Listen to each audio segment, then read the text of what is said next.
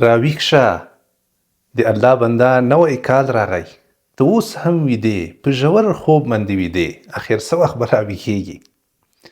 د نوي کال په مناسبت باندې زه فقط تاسو ته دوه خبرې کولی غواړم، دوه خبرې چې ډېرې زیاتې مهمې دي، دا زه تاسو ته کول غواړم. که تاسو واورېدلې او عمل مو ورباندې وکړ، زه یقین لرم چې ستاسو را روان کال به د تیر په څیر نه وي، بلکې دا به د بدلون کال وي، دا به د پرمختګ کال وي. په هره برخه کې به تاسو پرمختګ وکړئ. نو نوی کال 2026 کال دا تقریبا په شروع کېدو ده، را رسیږي. موږ تاسو باید څه وکړو؟ دا کلونه چې بدلیږي را بدلیږي، دا موږ تاسو ته یو لوی عبرت او درس راکوي چې باید موږ تاسو هم بدل شو، موږ تاسو هم ښه شو، موږ تاسو هم ورځ تر بلې په ځان کې مثبت بدلونونه راوړو. نو له هر څه نه وړاندې نو نورو خبرو تیریږو، راځو مهمې خبرې ته، هغه تمرکز ده چې په نوي کال کې باید موږ تاسو دا زده کړو او خپل کړو. تمرکز څه ته وایي؟ په پوره توجه سره یو کار کول. څېړنه او تحقیقات دا خبره کوي، وایي چې 1.5 ساعت په پوره تمرکز سره کار کول، په پوره توجه سره یو څه انجامول، دا برابر دی له څومره وخت سره؟ له 4 ساعتونو سره. مطلب دا چې که ته چېرته 1.5 ساعت پوره توجه سره یو کار وکړې په پوره فکر باندې چې هلته مزاحمت کوونکي نه وي، ستا څوک خلل واقع نشي، تا ته څوک مزاحمت ونه کړي، په پوره توجه سره یو کار انجام کړي او فقط څومره وخت ورته ورکړي؟ 1.5 ساعت وخت ورته ورکړي. د دې مطلب دا شو چې لکه تا چې 4 ساعته مسلسل کار کړی وي. دا څومره ډیر مهم ده. یعنی نن سبا زه ولې دا خبره کوم؟ دا د دې په خاطر باندې کوم چې مزاحمت کوونکي نن سبا ډیر زیات دي. په ځانګړي ډول روابط، اړیکې او موبایل او سوشل میډیا سخت د انسان توجه خرابوي، د انسان ذهن بدلوي. وختونه ورځې خو پرېږده، میاشتې حتی کلونه تیر شي، ته چې لږ شاته داسې وګورې که نه، نو هېڅ دې هم نه یې کړي. د دې وجه دا ده چې ته مصروفه یې، ستا ذهن مصروفه ده، ستا ذهن ګډوډ ده، ته وخت نه لرې، هر ورځ بس دا موبایل ده چې ګورې، ستا ذهن په یو څه باندې راوړ نه ده. د دې اصلي وجه دا ده. نو تمرکز چې په انګلیسي کې ورته فوکس وایي یا ورته کانسنټریشن وایي، ډیر زیات مهم ده چې مکمل موبایل ستا بند وي، په کوټه کې ته غلی ناست وي او هیڅ څوک ستا مزاحمت ونه کړي، ونه څوک راشي، او دغه فقط 1.5 ساعت 4 ساعته ته هره ورځ وخت لري، او دا وخت الله جل جلاله برابر هر چا ته ورکړی ده. په دې کې هیڅوک هم مستثنا نه دي، ټولو خلکو ته الله جل جلاله 4 ساعته وخت ورکړی. خو ته په دې کې فقط 1.5 ساعت وباسې بس، چې په هر قیمت کېږي دغه 1.5 ساعت باید تک کې تنها زه واوسېږم. نه باید څوک زنګ راته ووهي، نه باید کوم نوټیفیکیشن راشي، نه کوم میسیج راشي، نه باید زه وټساپ چیک کړم، نه فیسبوک، نه بل کوم هیڅ یو شي ته باید زه لاړ نشم، او هیڅ څوک باید ما ته نه څوک دروازه راوټکوي او نه مې څوک. بس 1.5 ساعت فقط زه هره ورځ وقف کوم کار لپاره. دا کار که چېرته تاسو په دې نوي کال را روان کال کې وکړئ د خیره، زه یقین لرم چې تاسو به ډیر یو لوی سفر طی کړئ او ډیر مخکې به لاړ شئ.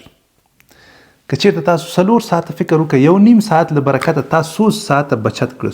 داسې فکر وکړه 4 ساعته کار دی وکړه، 4 ساعته دی بچت کړ په هره ورځ، او 4 ساعته مسلسل کار کول دا هم یو غټه انرژي غواړي، یو لویه حوصله غواړي.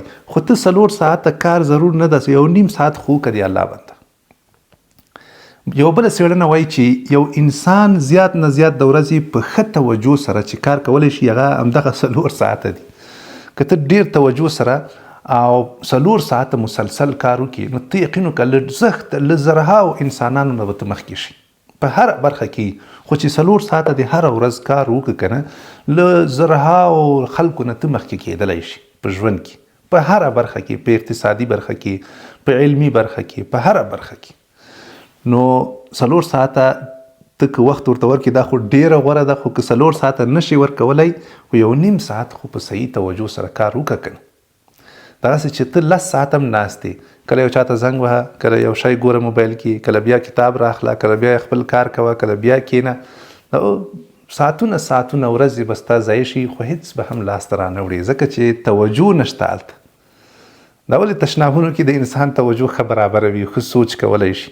حتی داسې ویل کېږي دا ګروپ هم موږ تاسو ته لګېدلی، د دې آیډیا او نظر په تشناب کې هغه نفر کشف کړی و. دا ولې دا ځکه چې هلته ته مطمئن یې، هلته څوک تا ته مزاحمت نه کوي، دروازه بنده وي که نه، نو ستا ذهن ښه فعاله کېږي.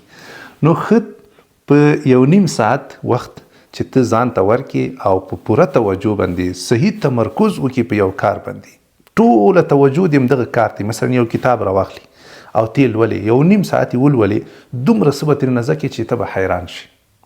دا یوټیوب چینل دې جوړ کړی دی، د هغه لپاره 1.5 ساعت کار وکړې، تحقیق وکړې، ویډیو جوړه کړې، یا په خپله برخه کې چې کوم ته مهارت لرې په هغه کې مکمل د ورځې 1.5 ساعت وخت ورته ورکړي. په ځانګړي ډول هغه وخت چې کله ستا انرژي په اوج کې وي، صحیح ده، په اوج کې وي، یعنی سهار وخت، فرضاً سهار وخت انرژي د انسان پوره وي، دا وخت تا 1.5 ساعت ورکړه خپل ځان ته، په پوره توجه دې کار وکړه، ته بیا نتایجو ته وګوره. یو څو میاشتې وروسته چې ته شاته ګورې حیرانېږې به چې څومره مخکې ته تللی او څومره پوهه تا ترلاسه کړې ده. نو دا مهمه ده چې موږ تاسو فقط یوازې او یوازې حد اقل 1.5 ساعت وخت هم که ځان ته ورکو او په پوره توجه باندې یو کار ترسره کړو، زه یقین لرم چې زموږ ستاسو را روان کال به نیکبخته کال وي او دا کال به ډېر د پرمختګ کال وي انشاءالله. دویم مهم کار چې موږ تاسو یې کوو هغه دا ده چې باید کار وکړو، بس زحمت وباسو، همیشه لپاره خوارېکښ واوسېږو، زحمت کشه واوسېږو او قرار کښېننو، مایوسه نه شو او دا ونه وایو چې ما خو کار وکړو نتیجه یې ورنه کړه او نور بس ته نه کېږي او یا نتیجه نه ورکوي. نه نه نه نه، ته کار کوه، ته همیشه کار پسې شه او زحمت وباسه او خوارېکښ چالاکه اوسېږه. په هیڅ وخت کې باید موږ تاسو کار پرې نه دو، هڅه پرې نه دو، کوشش پرې نه دو. زموږ ستاسو اصلي مسؤلیت همدغه کار کول دي. وقل اعملوا، الله جل جلاله په قرآن شریف کې هم فرمایي چې تاسو بس کار کوئ، نتیجه د چا کار ده؟ دا نتیجه په دې باندې مرتب کول دا د الله جل جلاله کار ده. ځکه خو عربان دا خبره کوي وی علینا العمل، په موږ تاسو باندې کار کول دي. صحیح شوه؟ موږ تاسو به څه کوو؟ کار به کوو. وعلى الله النتائج، نتیجې د چا په لاس کې دي؟ نتیجه څوک ورکوي؟ کامیابوي څوک یو کار؟ دا الله جل جلاله یې کامیابوي. دا د الله جل جلاله په واک کې دي. موږ تاسو به هله ځله کو، یو سپین ږیری سړی ما ولیده، هغه ماته دا خبره وکړه چې زه تر اوسه پورې مایوسه شوی نه یم او زحمت وباسم، خواري کوم، هر کار چې ماته په ژوند کې راسپارل شوی ده وای په بهترینه طریقه باندې ما هغه انجام کړی ده. الحمدلله کله ناکله نتیجه یا کامیابوالی لږ وروسته شوی ده خو حتمي و. الحمدلله خامخا ما په خپل ژوند کې د خپل کوشش هله ځله او نتیجه لیدلې ده. بې نتیجې زما یوه خواري هم نه ده پاتې شوې. نو ته هم د تل لپاره به کوشش کوې، زحمت به وباسې. دغه زموږ ستاسو کار ده، دا زموږ ستاسو مسؤلیت ده چې باید موږ تاسو یو کار پسې شو د همیشه لپاره او پرې نه دو. خو دا یوه خبره هم په یاد ولرئ چې دا خو مې درته واضحه کړه چې تر څه وخته به موږ تاسو کار کوو؟ تر مرګه پورې، تر څو چې غورځېدلي نه یو، الله مړ کړه تر هغه وخته پورې موږ تاسو به کار کوو. صحیح شوه؟ او زحمت به وباسو. خو دومره ده چې کوم کار به کوو؟ داسې یو کار نه چې شپه ورځ ته پورې نښته یې که نه، او چې کله کېناستې هغه کار هم ودرېږي، دا غلط ده. صحیح شوه؟ کار به ته کوې خو له نورو خلکو نه به هم کار اخلي او داسې یو کارونه به کوې چې هغه ستا په رخصتي باندې، ستا په چکر باندې، ستا په کور کې ناسته باندې هغه متوقف نشي، ونه درېږي. دا بهترینه پالیسي ده.